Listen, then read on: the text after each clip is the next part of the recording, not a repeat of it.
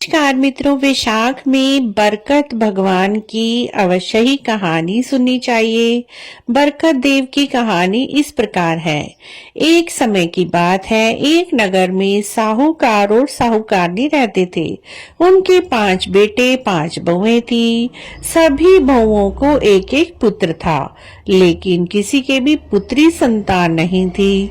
और साहूकार और साहूकारनी एक पुत्री की आशा लिए रहते थे। 5वीं बहू को दूसरा बच्चा होने वाला था। दूसरे बच्चे में उसे पुत्री की प्राप्ति होती है। साहूकार और साहूकारनी बड़े ही खुश होते हैं। पूरे नगर में मिठाई बांटते हैं, जैसे कि उन्हें कोई रत्न मिल गया हो। इसीलिए वह अपनी पोती का नाम भी रत्नावती रखते हैं।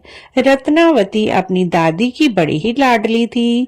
दादी जब भी जहां जाती अपनी पोती को साथ में लेकर जाती।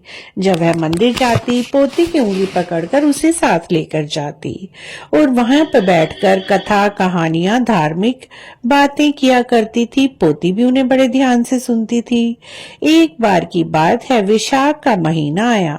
विशाख के महीने में सभी औरतों ने कथा कहानियां सुनने का नियम लिया हुआ था।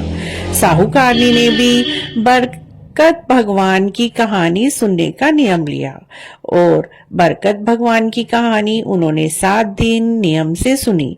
साथ ही छोटी सी रत्नावली ने भी 7 दिन तक कहानी सुनी, लेकिन दादी ने इस तरफ कोई ध्यान नहीं दिया।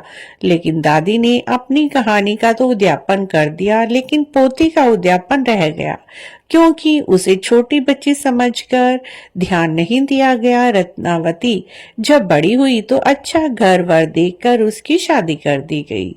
रत्नावती अपने ससुराल में पहुंची। ससुराल बड़ा ही छोटा सा था। उसमें सास ससुर पति और रत्नावली 4 ही इंसान थे। बहू को सारे घर के काम उसकी सास ने सौंप दिए। खुद वह रसोई का काम संभालती। हर रोज सबके लिए भोजन बनाती।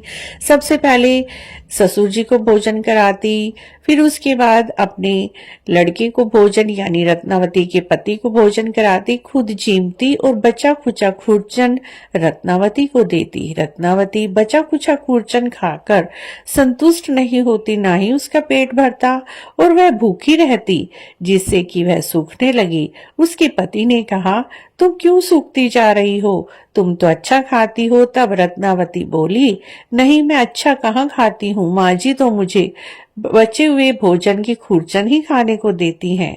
तब जब सास ने ये बात सुनी तो उसने कहा, बहू आज से तुम रसोई बनाना, बाकी के काम मैं संभालूंगी। अब तो रत्नावती बड़ी ही खुश हुई। उसने सोचा, आज तो मैं बहुत सारा खाना बनाऊंगी और खुद जीमूंगी, ज्यादा सारा भोजन करूंगी। उसने हर रोज से दुगना खाना बनाया, लेकिन बड़े ही प्यार से उसने सारे परिवार को खाना खिलाया। उसके बाद उसके लिए तो खुरचन तक ना बची।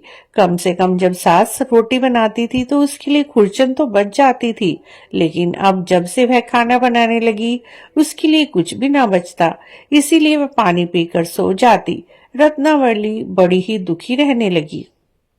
एक दिन वह अपने मायके गई। मायके में उसने अपनी दादी को सारी बात बताई। दादी को समझते देर न लगी कि जरूर ही रत्नावती ने बचपन में बरकत भगवान की कहानी सुनी थी, लेकिन उद्यापन नहीं कर पाई। इसीलिए यह सब कुछ हो रहा है और उसे खाने के लिए दाना भी नहीं मिल पा रहा है ससुराल में। उसने मायके में रत्नावती के साथ 7 दिन तक बरकत भगवान की कहानी सुनी और उसका उद्यापन कराया, और तब से रत्नावती को खूब सारा धन देकर ससुराल विदा किया। अब रत्नावती ससुराल पहुंची। वहां पर भी उसने बरकत भगवान की कहानी 7 दिन तक सुनी और उद्यापन किया, जिससे देवता उस पर प्रसन्न हुए और उनके यहाँ भी अन्न धन के भंडार भर गए। बरकत भगवान की कृपा से वह जितना भी भोजन बनाती उसके लिए बहुत सारा भोजन बचता और वह भर पेट खाना खाती। इस तरह से बरकत भगवान ऐसे ही हैं, जो भी इनकी कहानी को बड़े भाव से बड़ी श्रद्धा से सुनते हैं, उनके अन्न धन के भंडार भरे रहते हैं। बोलिए बरकत भगवान की जय। हे बरकत भगवान, यदि हमारी कहानी अधूरी हो तो पूरी करना, पूरी हो तो परवान चढ़ाना। कहते ना सुनते ना हुंकारा भरते ना सबके अन्न धन के भंडार भरना। बोलिए बरकत भगवान की जय। मित्रों, यदि आपको भी बरकत भगवान की यह कथा अच्छी लगी है तो 7 दिन अवश्य ही इसे नियम से सुने और उसके बाद इसका उद्यापन भी अवश्य ही करें। बोलिए बरकत भगवान की जय।